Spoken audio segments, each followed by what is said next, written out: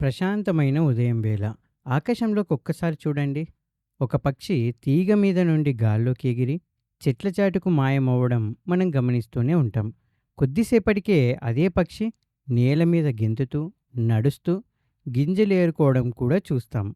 ఒకే పక్షి గాలిలో ఎగరడం, నేల మీద నడవడం అనే ఈ రెండు రకాల చలనాలను ఎలా సమన్వయం చేసుకోగలుగుతుందో ఎప్పుడైనా ఆలోచించారా? ఈ వీడియోలో పక్షులలో చలనం గురించి మనం తెలుసుకుందాం. ముందుగా పక్షులు గాలిలో ఎగరడం గురించి ఆలోచిద్దాం. మనకు గాలి ఖాళీగా ఉన్నట్టు అనిపించినా అందులో సూక్ష్మ కణాలు ఉంటాయి. పక్షి గాలిలో ముందుకు వెళ్ళాలంటే ఆ కణాలను పక్కకు నెట్టాలి.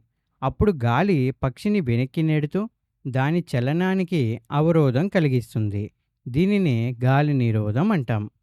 పక్షులు ఈ నిరోధాన్ని తట్టుకుని సులభంగా ముందుకు వెళ్ళేలా వాటి శరీరం పడవ ఆకారంలో ఉంటుంది.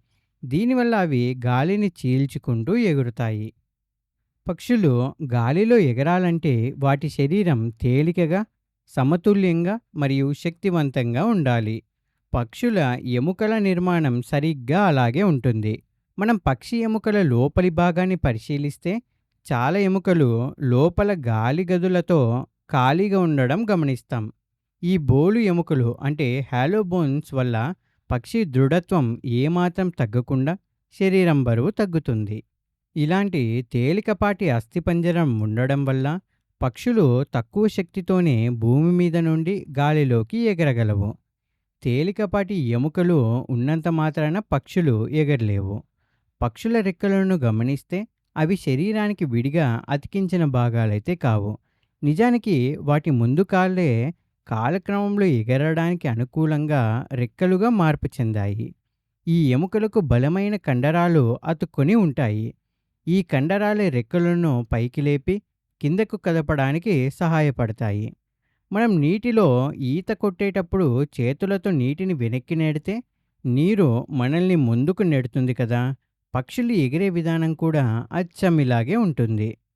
పక్షులు తమ రెక్కలను ఒక నిర్దిష్టమైన లయలో పైకి కిందకు కదుపుతాయి.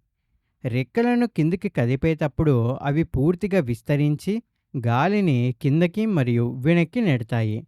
అప్పుడు గాలి పక్షిని పైకి మరియు ముందుకు నెడుతుంది. ఈ కదలికను అతోచలనం అంటే డౌన్ స్ట్రోక్ అంటాం.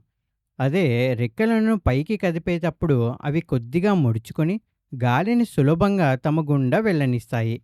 ఈ కదలికను ఊర్ధ్వచలనం అప్‌స్ట్రోక్ అంటాం. ఇది తదుపరి బలమైన అతోచలనానికి పక్షిని సిద్ధం చేస్తుంది.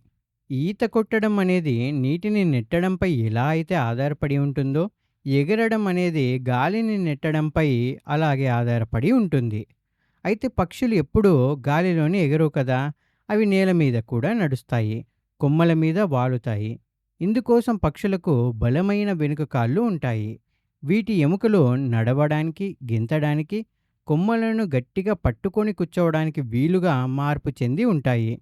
అందుకే ఒక పక్షి తీగ మీద స్థిరంగా వాలగలదు. కోడి నేల మీద నడవగలదు.